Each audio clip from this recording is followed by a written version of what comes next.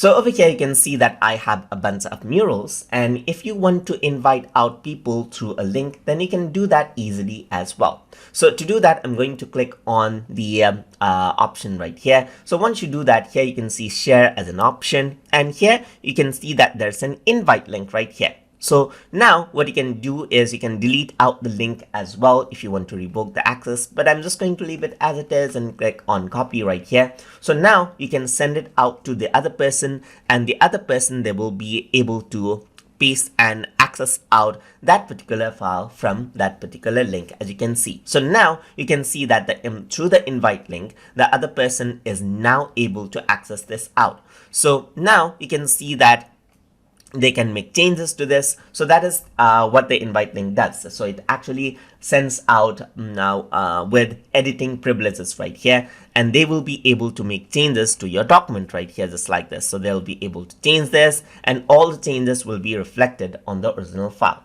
And that is how you can use invite link to invite people onto your Mural projects. So hope you guys learned something as always. And as always, please like, comment, share, and subscribe.